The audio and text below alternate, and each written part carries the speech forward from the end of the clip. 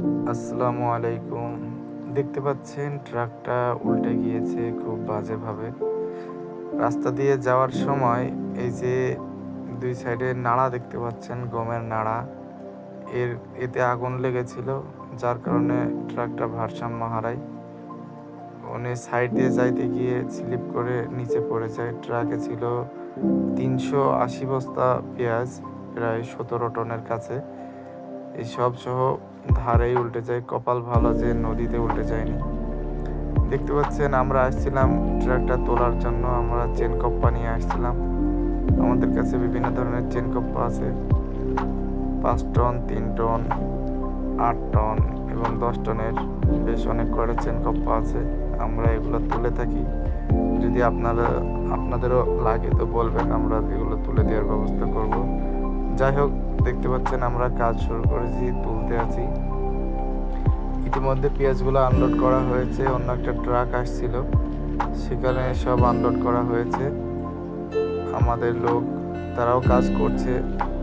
দেখতে পাচ্ছেন আমরা প্রায় ১০ জন আসছিলাম।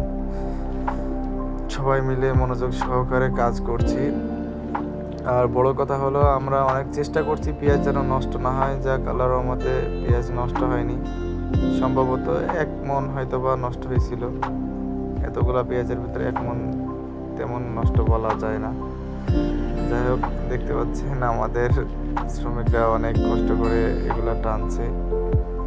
যাই হোক, আমরা দুপুর ৩টার দিকে শুরু করছিলাম কাজ। অনেক কষ্ট করছি। দেখছেন প্রায় কাজ পেঁয়াজ আনলোডের শেষের দিকে, মানে একদিকে পেঁয়াজ আনলোড হচ্ছিল আর আমরা একদিকে কাজ করছিলাম। সকলে অনেক কষ্ট করে কাজ করা হচ্ছে। আমাদের হাতগুলোতে অনেক ব্যথা হয়ে গিয়েছিল। আমরা মোট এখানে ৫টা চেন কোপ্পা নিয়ে আসছিলাম। ওইদিকে ২টা দেওয়া হয়েছিল আর এখানে ৩টা দেওয়া হয়েছিল, যে কারণে আমরা খুব সহজেই এটা তুলতে পারছিলাম। একটি ট্রাকেরও তো অনেক ওজন থাকে।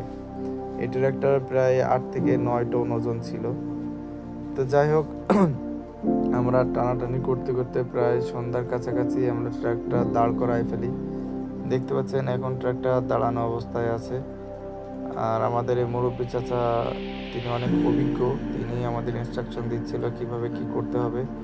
সাথে আরও অনেকে ছিল। দেখতে পাচ্ছেন ইতিমধ্যে আমরা ট্রাকটা প্রায় নিয়ে চলে আসছি রাস্তার ধারে। এই যে পিছনে বাঁধানো হচ্ছে, আমরা একেবারে ধারে নিয়ে চলে আসছি।